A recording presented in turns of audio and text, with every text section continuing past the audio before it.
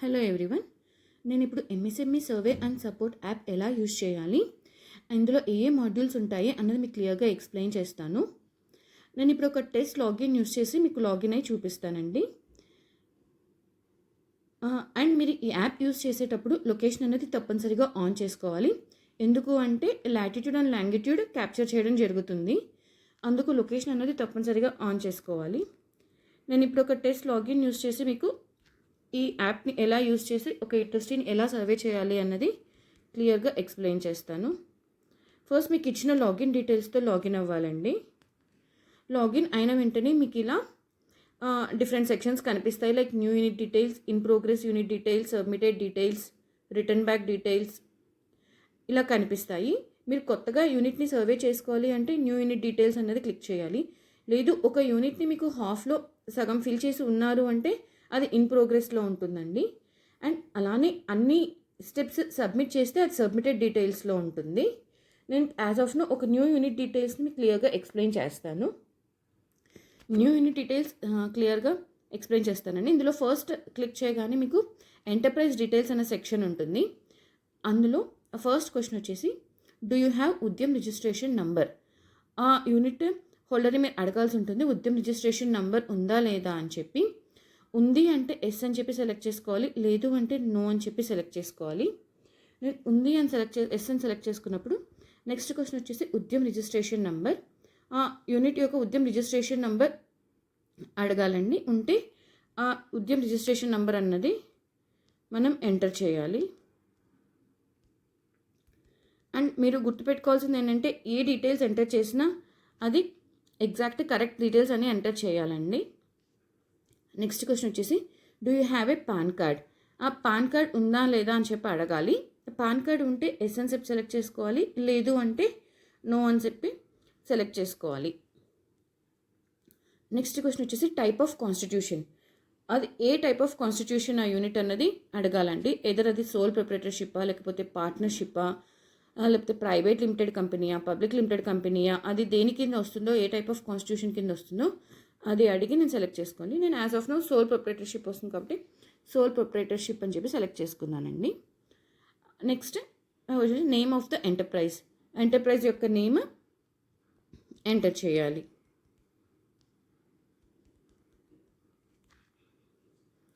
Next వచ్చేసి official address of the enterprise. ఆ unit యొక్క అఫీషియల్ అడ్రస్ని అడిగి అఫీషియల్ అడ్రస్ని మనం క్లియర్గా ఎంటర్ చేయాలి.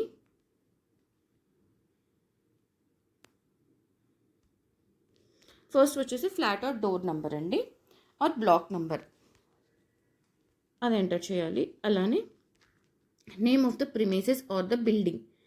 ఆ ప్రిమైసెస్ యొక్క బిల్డింగ్ ఎంటర్ చేయాలి.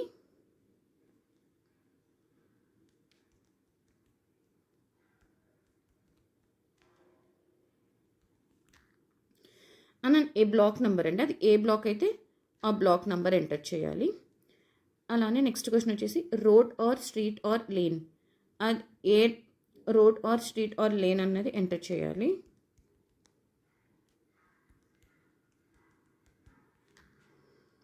Village or town. ఆ యూనిట్ యొక్క విలేజ్ ఆర్ టౌన్ ఎంటర్ చేయాలి. నెక్స్ట్ క్వశ్చన్ వచ్చేసి సిటీ.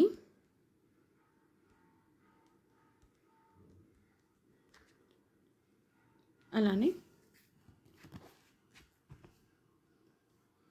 1.5.7 వచ్చేసి పిన్ అండి, ఆ యూనిట్ యొక్క పిన్ డీటెయిల్స్ అన్నది ఎంటర్ చేయాలి. నెక్స్ట్ వచ్చేసి స్టేట్ అండి, అది స్టేట్ అన్నది సెలెక్ట్ చేయాలి. నెక్స్ట్ క్వశ్చన్ వచ్చేసి డిస్ట్రిక్ట్.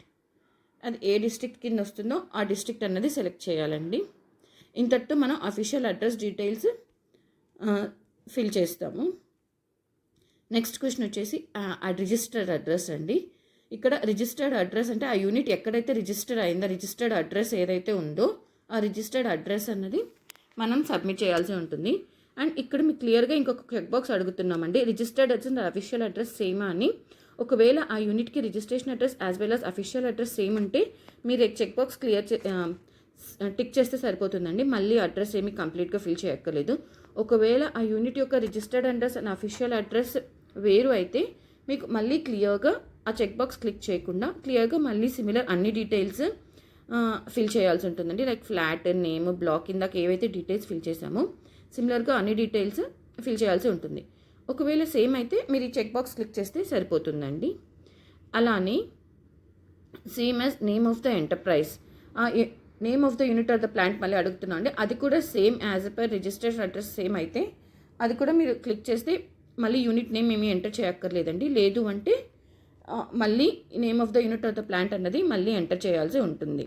నాకు యాజ్ ఆఫ్ నో రెండు సేమ్ కాబట్టి రెండు సెలెక్ట్ చేస్తే మళ్ళీ డీటెయిల్స్ ఒక సెలెక్ట్ చేసుకోక్కర్లేదండి. నెక్స్ట్ సెక్షన్ వచ్చేసి address of the unit or the plant. Unit యొక్క అడ్రస్ మళ్ళీ ఎంటర్ చేయాలండి క్లియర్గా.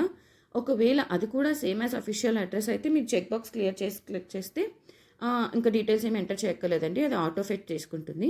లేదు అడ్రస్ యూనిట్ అడ్రస్ డిఫరెంట్గా ఉంది అంటే మళ్ళీ మనం డీటెయిల్స్ ఫిల్ చేయాలి. నేను ఇక్కడ ఎగ్జాంపుల్గా ఫిల్ చేసి మీకు చూపిస్తాను. Flat at door number 45/1, name of the premises or the building,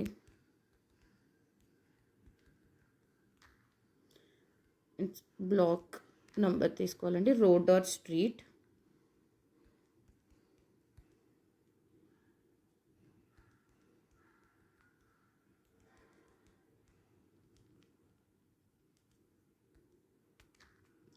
అలానే విలేజ్ ఆర్ టౌన్ ఎంటర్ చేయాలి. అలానే సిటీ అండి, అలానే పిన్,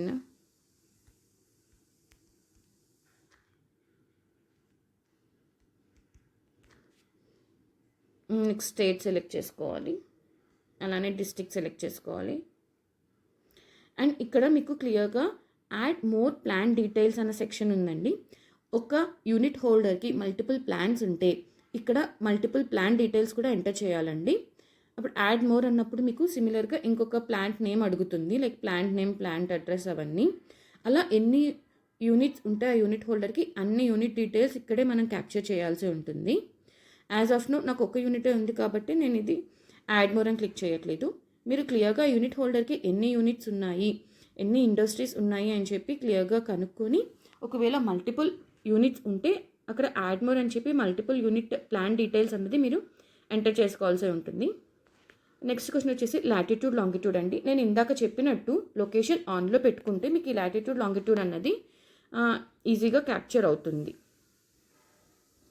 నెక్స్ట్ క్వశ్చన్ వచ్చేసి A1.10 వచ్చేసి previous enterprise memorandum or Udyog Aadhaar memorandum registration number if any, అంటే యూనిట్ యొక్క ఇంతకుముందు ఈఎం పార్ట్ 2 అను యుఏఎం నంబర్స్ ఉన్నాయా అని చెప్పారు.